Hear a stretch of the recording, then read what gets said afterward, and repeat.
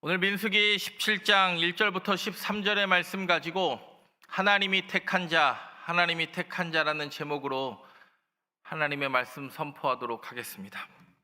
오늘 민수기 17장은 아론의 쌍난지팡이라는 이야기로 아주 유명한 장입니다. 여러분, 하나님이 택하셨습니까? 하나님의 부름에 응답하셔서 오늘 이 자리에 나오신 줄 믿습니다.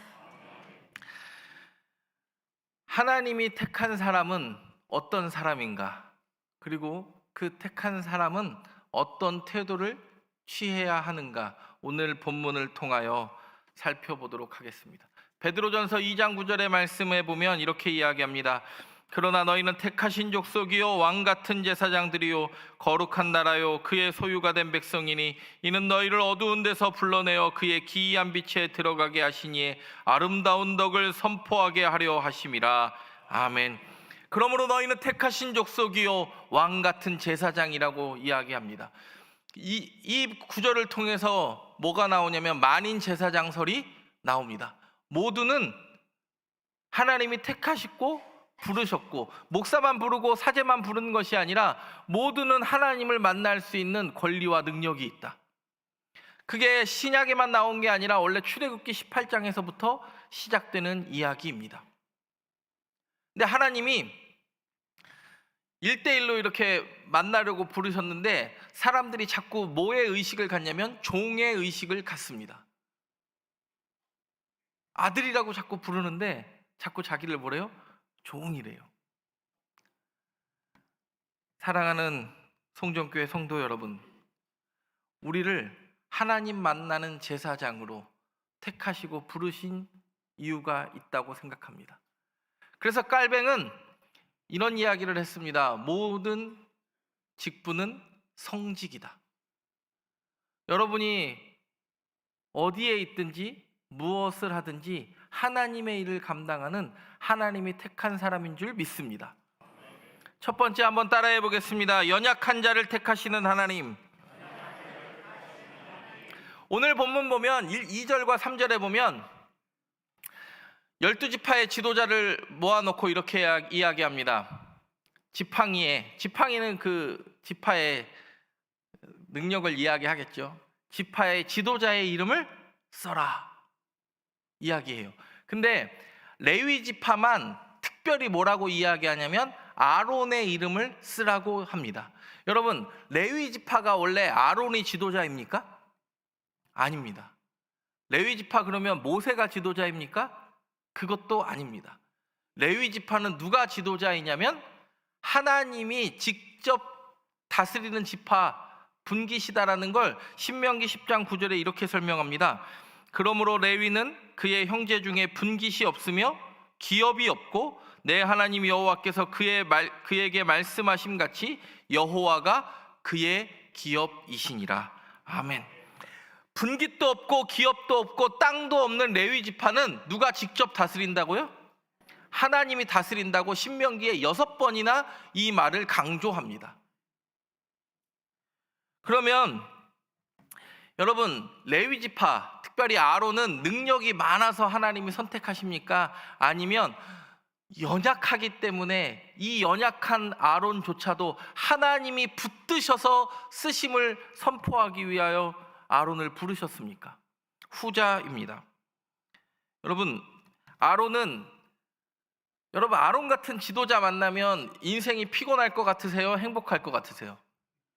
인생의 피곤하기를 말로 형용할 수 없을 겁니다. 여러분, 아론 같은 지도자 만나면 아마 여러분은 탄원서 쓸 겁니다. 여러분, 아론이 얼마나 우유부단하고 바람에 있는 갈대 같은 인생을 삽니까? 출애굽기 32장 1절을 보면 이렇게 이야기합니다. 출애굽기 32장 1절 시작. 백성이 모세가 산에서 내려오미 더딤을 보고 모여 백성이 아론에게 이르러 말하되 일어나라 우리를 위하여 우리를 인도할 신을 만들라. 이 모세 곧 우리를 애굽 땅에서 인도하여 낸 사람은 어찌 되었는지 알지 못함이니라. 아멘. 여러분, 아론은 누구를 위해서 자기 동생 모세가 산에 올라갔는데 내려와요, 안 내려와요? 안 내려오니까 뭘 만들죠? 신을 만들려고 백성이 충동질하니까 그래, 내가 신 만들어 줄게.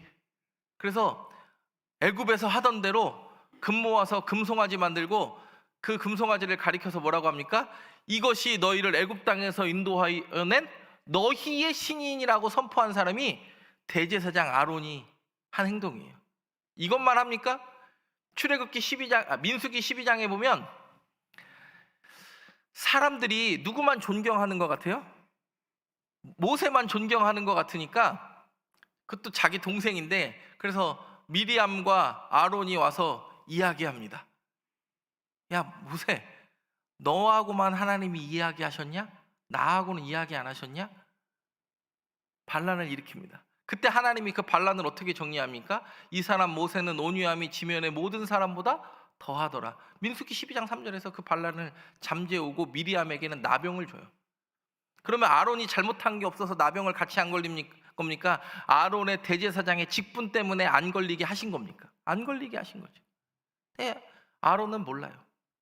아론의 리더십이 흔들리기 시작합니다. 그래서 오늘 17장 전장에 16장에 보면 레위 지파끼리 서로 우리가 최고라고 분쟁을 합니다. 그래서 16장에 보면 고라, 다단, 아비람, 온이라는 레위 지파의 소위 말하는 장로 지도자급들의 인사들이 누구를 반역하냐면 아론과 모세를 반역을 해요. 그때 그래서 250명이 죽습니다.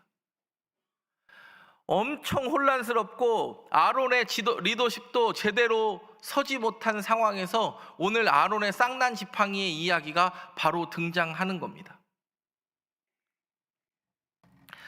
여러분, 아론 보니까 지도자 될 만한 사람입니까? 믿고 따를 만한 사람입니까? 근데 아론이 위대한 게 아니라 그 연약한 아론, 하나님을 자신의 인생 가운데 최우선으로 두지 못하고 갈팡질팡했던 아론을 여전히 놓지 않고 붙잡으시는 하나님을 바라볼 수 있게 되기를 바랍니다.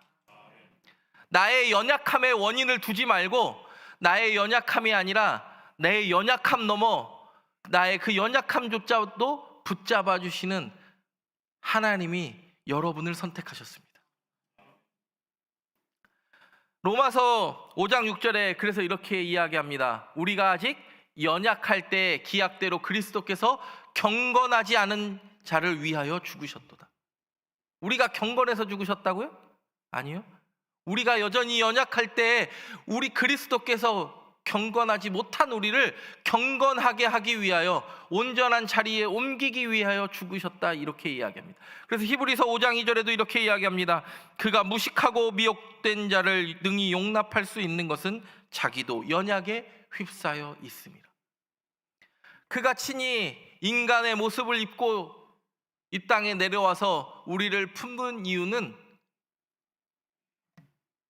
우리의 연약함을 너무 잘 알기 때문입니다. 여러분, 지난주에 목요일이 무슨 날이었습니까? 어버이날이었습니다. 제 딸이 5월 7일 수요예배 끝나고 왔는데 집이 부산해요. 그랬더니 이제 엄마한테 그런 얘기를 했나 봐요. 아빠 내일 양복 뭐 입고 출근할 것 같아? 그래서 이제 양복 주머니에 편지를 넣어준 거예요. 뭐라고 써있냐면, 아빠 저 혜빈이에요. 제가 아빠 딸이라서 너무 행복해요. 그리고 또 그 뒤에 말이 저를 엄청 뭉클하게 했어요.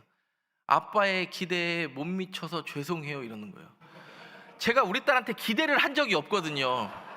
근데 그 말을 어디서 배웠는지는 모르겠는데 그 말이 너무 상처가 되는 거예요. 제가 우리 딸에게 공부를 잘하기를 기대했겠습니까? 아빠 닮은 딸한테 이쁘게 자라기를 기대했겠습니까? 근데 아빠의 기대에 못 미쳐서 죄송해요, 이런 말, 이게 분명히 어딘가에서 배운 말일 텐데 이 말이 지금 무슨 뜻인지 알까? 만약에 알고 썼다 그러면 아빠 입장에서 너무 가슴이 아픈 거예요. 그냥 제 딸이라서 존재 자체가 기가 막히지 않습니까? 여러분, 여러분이 누군가의 자녀고 누군가의 부모였을 때 여러분이 능력이 있어서 내 자녀를 맡겨주셨습니까? 여러분이 자녀로서의 역할을 잘 감당해서 좋은 부모님을 만나게 하셨습니까? 어버이 주일인데 우리의 원인이 그곳에, 우리의 잘남과 우리의 원함에 있지 않고 우리가 연약할 때 자녀를 선물로 주셨고 좋은 부모를 선물로 허락하여 주셨습니다. 하나님의 사랑을 그 가정 가운데 느끼게 하기 위해서. 여러분, 완벽하지 않은 우리를 빚어가시는, 연약한 우리를 붙드시는 하나님의 능력 붙잡기를 바랍니다. 붙잡는다고 하니까 이렇게 악수를 하면 이렇게 화평의 인사를 건네니까 어떤 분이 저에게 그 말씀을 하세요. 목사님, 왜 제 손은 안 잡아주십니까?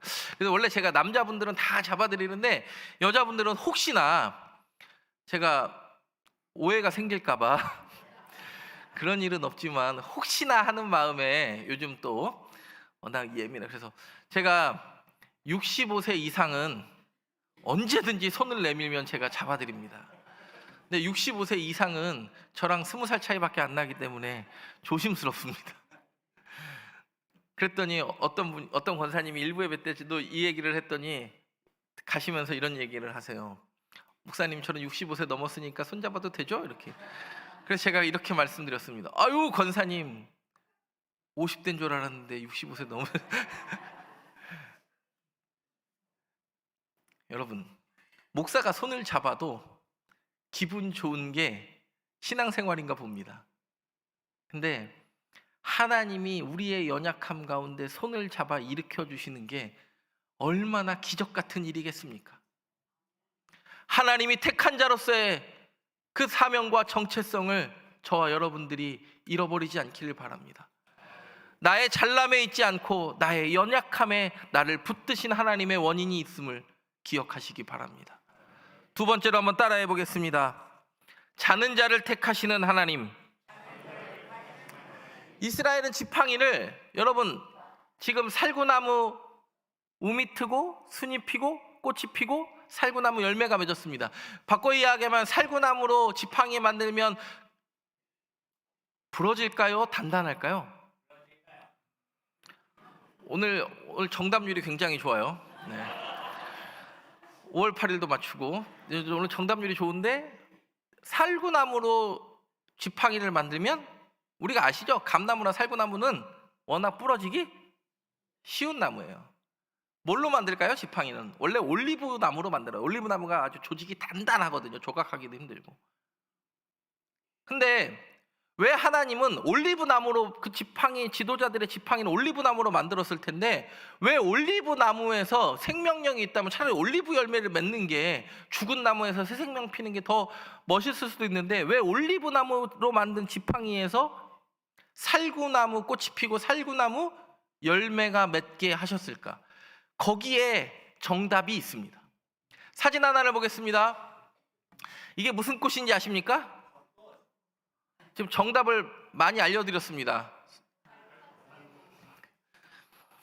이제 성경은 살구라고 번역이 되어 있는데 이게 원래 영어 성경 NIV나 뭐 킹제임스 버전 뭐 다 마찬가지지만 그 영어 성경이나 원어 성경을 보면 이거 아몬드 나무예요. 원래 아몬드 트리라고 번역되어 있습니다. 그리고 실제 원어도 아몬드입니다. 근데 이게 왜 아몬드로 번역되지 않고 살구로 번역됐느냐? 중국어 성경으로 번역될 때 중국은 아몬드가 없고 뭐가 있죠? 살구가 있으니까 살구씨랑 아몬드씨가 비슷하고 꽃 모양도 비슷하고 계절이 비슷하기 때문에 우리가 살구로 번역을 했습니다. 근데 원래는 이건 그럼 당연히 무슨 꽃일까요?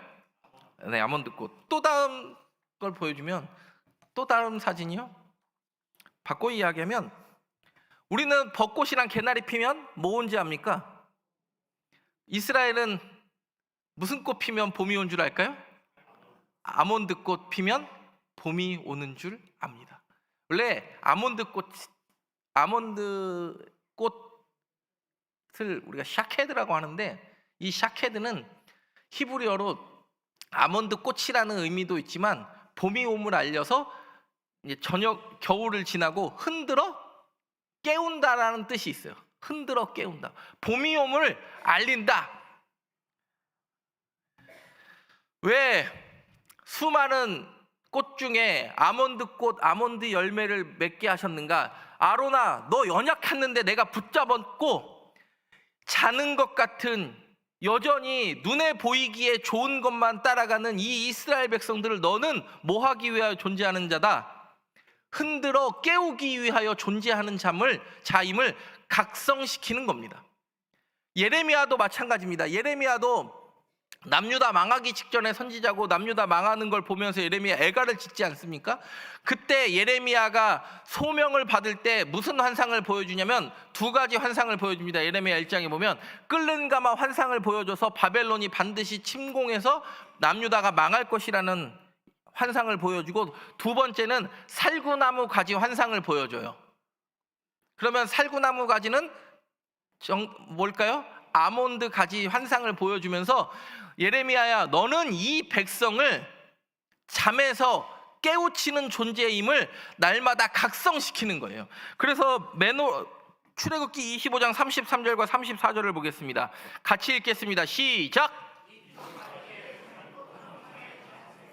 꽃받침과 꽃이 있게 하고 저쪽까지에도 살구꽃 형상의 잔색과 꽃받침과 꽃이 있게 하여 등잔대에서 나온 가지 6을 갖게 할지며 등잔대 줄기에는 살구꽃 형상의 잔넷과 꽃받침과 꽃이 있게 하고. 다음 사진을 보면 이게 출애굽기 25장 말씀 그대로 만든 성전의 등불이라고 하는 메노라입니다. 메노라. 제 방에도 이게 모형이 하나 있긴 한데, 이 메노라는 그래서 살구꽃 받침, 그 중간도 다 살구꽃 모양으로 만들어 놓게 출애굽기에서도 되어 있습니다. 그리고 다음 사진을 보면 아마 이런 느낌이, 참 그림을 누가 잘 그리신 것 같아가지고, 살구꽃 이런 느낌으로. 그러면 성전에 들어갈 때마다 성전, 그 어두컴컴한 성전을 비추는 메노라를 통하여, 그 등잔을 통하여 뭘 봅니까? 제사장은 날마다 각성하는 거예요. 내가 이 백성을 뭐 하기 위하여 존재한다? 깨우기 위하여 존재함을 각성시키는 거예요. 오늘 아론의 쌍난지팡이를 통하여 하나님은 이야기하십니다. 모든 백성들을 향하여서도 너희는 이제 깨어 있어라. 그리고 아론을 향하여도 말씀하십니다. 너도 이제 이 백성을 깨울 지도자의 역할을 다시 감당하여라. 여러분, 자는 거, 일어나는 거 쉽습니까? 어렵습니까? 어렵습니다. 저는 14년째 전임 생활을 하면서 제일 힘든 게 새벽 기도예요. 아침마다 새벽 기도를 결석하지는 않지만 일어나는 게, 아직도 저는 젊은 목사라서 거의 내 몸을 쳐 복종시키는 수준이에요. 여러분, 자는 자 깨우는 거 어렵습니다. 그리고 나도 그 영적 둔감함에서 깨어나기가 매우 어렵습니다. 여러분, 인간이 얼마나 영적으로 둔감하고 미련한지 아십니까? 제 간증 하나를 하도록 하겠습니다. 어느 날 저녁에 치킨을 많이 먹고 잤습니다. 저는 순살은 안 좋아합니다. 순살은 외국산인지 국산인지 몰라서 원래는, 그래서 뼈 있는 치킨을 좋아합니다. 어느 날, 매일 저가 치킨을 많이 먹고 잘 것 같지만 어느 날 치킨을 하루 많이 먹었습니다.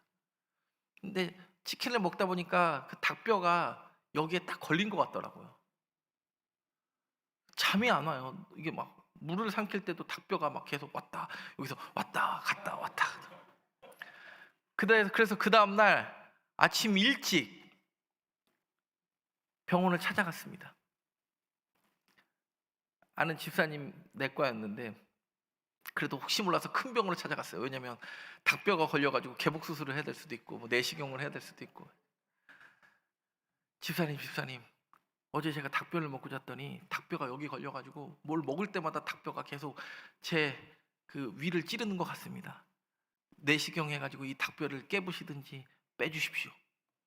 그랬더니 그 집사님이, 내과 전문의 집사님이 그런 이야기를 하십니다. 목사님, 닭뼈가 아니라 역류성 식도염이에요. 집사님 아닙니다. 지금 닭뼈가 계속 제 위를 찌르고 있으니까 그 닭뼈를 꺼내 주십시오. 그랬더니 그 집사님이, 목사님 닭뼈 걸려가지고 그렇게 일이 발생하지 않습니다. 아닙니다. 지금 제가 어제 닭을 통으로 먹은 것 같습니다. 내시경을 해주십시오 그랬어요. 그랬더니 목사님 괜찮으시겠습니까? 수면으로 할까요? 수면 없이 할까요? 묻더라고요. 그래서 지금 제가 눈으로 봐야겠으니까 모니터 켜주시고 수면 없이 빨리 그 닭뼈를 제거해 주십시오. 역류성 식도염이었을까요? 닭뼈였을까요? 여러분, 사람이요, 자기 몸도 자기 스스로 진단하지 못할 만큼 어리석은 게 인생입니다. 제가 그걸 보면서 느꼈어요. 누구의 말이 맞아요? 의사 말이 맞아요. 누구 말이 맞냐면 하나님 말이 다 맞아요. 근데 지금 내가 이 아픈 게 내 마음의 경험대로 톡톡 찌르니까 닭뼈가 딱딱 걸리는 것 같은 그 느낌 때문에 제가 그때 아침에 9시에 원래 교회에서 출근해야 되는데 교회 담임 목사님한테 전화했잖아요. 제가 지금 위에 닭뼈가 걸려가지고 못 가니까. 그래서 그 교회가 부교역자가 한 30명 됐는데 아침에 9시에 아침 경건하면서 박요한 목사 닭뼈 잘 빠지게 해달라 간절히 기도했는데 제가 9시 반에 출근했다는 거 아닙니까? 생으로 내시경하고 바로 갔더니 약 먹었더니 그 닭뼈가 사라진 거예요.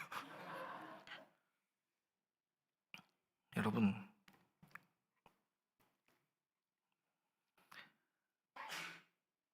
우리의 잠이, 우리의 무던함이 하나님께서 깨워주시지 않으면, 하나님께서 우리를 일으켜 세워주시지 않으면 한 번도 설 수 없는 연약한 인간임을 오늘 이 살구나무 꽃 피고 열매 맺는 것을 통하여 다시 한번 그 백성들과 아론을 깨닫게 하십니다.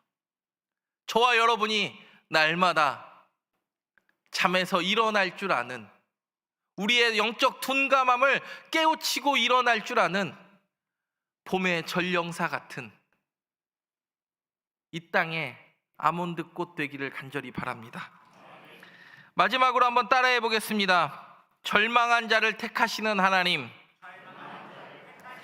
오늘 본문 12절 13절 마지막 두 절을 한번 읽어보겠습니다. 시작. 이스라엘 자손이 모세에게 말하여 이르되 보소서 우리는 죽게 되었나이다. 망하게 되었나이다. 다 망하게 되었나이다. 가까이 나아가는 자 곧 여호와의 성막에 가까이 나아가는 자마다 다 죽사오니 우리가 다 망하여야 하리이까. 아멘. 여러분, 하나님의 임재를 경험했습니다. 올리브 나무에 살구나무 꽃 피고 열매 맺는 하나님의 임재를 경험하니까 이스라엘 백성들이 너무 놀래가지고, 야, 이제는 깨어서 우리를 부르신 하나님께 나아가자가 아니라 뭐라고 고백하냐면 오히려 뭐해요? 절망해요. 하나님의 임재를 경험하니까 뭐라고 해요? 우리가 다 죽게 되었습니다. 망하게 되었나이다. 다 망하게 되었나이다. 오히려 절망합니다. 기뻐할 것 같죠? 오히려 절망합니다. 여러분, 우리의 택하심이 우리에게 원인이 있지 않습니다. 하나님의 임재를 경험하면 기회와 소망을 주시는 하나님께 더 기쁨으로 나아갈 것 같은데 오히려 절망하고 쓰러지는 게 우리의 인생일지도 모릅니다. 너무 두려울 때가 있죠.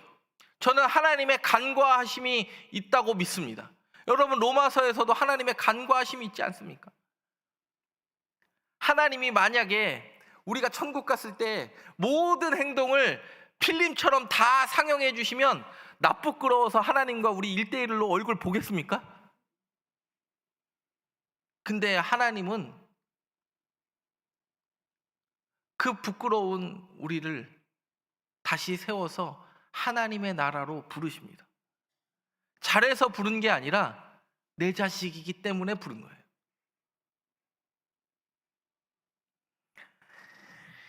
여러분, 하나님의 임재가 오히려 절망처럼 여겨지십니까? 레위기 16장에 보면 대제사장, 오늘 아론이 대제사장이지만 여러분 혹시 이런 얘기 들어보셨습니까? 대속죄일에 지성소로 나아갈 때 대제사장은 방울 달고 끝매고 들어간다는 얘기 혹시 들어보셨습니까?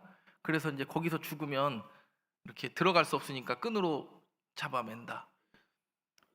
성경에는 나오지도 않는 이야기고 근거도 없는 이야기입니다. 그 이야기는 사실이 아닙니다. 종교가 가장 타락할 때 15세기에 나온 이야기거든요. 누구의 권위를 높이기 위해서 나왔을까요? 사제의 권위를 스스로 높이기 위해서 나온 거예요. 그러면 레위기 16장에 그 지성소로 나아갈 때 보면 원래 364일 동안 제사장의 옷은 방울이 달려 있어요.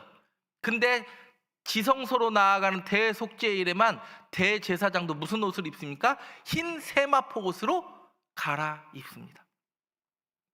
그리고 흰 세마포 옷 갈아입고 끝매거나 그러지 않습니다. 여러분, 성경 어느 구절을 찾아보십시오. 대제사장이 하나님의 임재를 경험하는 지성소 나아가서 죽었다는 이야기가 있었습니까? 단 한 번도 기록되지 않은 이야기입니다. 왜요? 대제사장은 여러분 1년에 한 번 지성소 나아갈 때 죄인으로 나아갑니까? 의인으로 나아갑니까? 대제사장도 여전히 죄인으로 나아가서 하나님의 임재를 경험합니다. 그리고 여전히 죄인으로 나온 내 인생 가운데 다시 또 기회를 주시는 하나님을 대제사장이 발견합니다. 그리고 또 1년을 살아가서 내년에 또 대속죄일에 죄를 가지고 나의 죄뿐만 아니라 이스라엘의 모든 죄를 가지고 나오지 않습니까?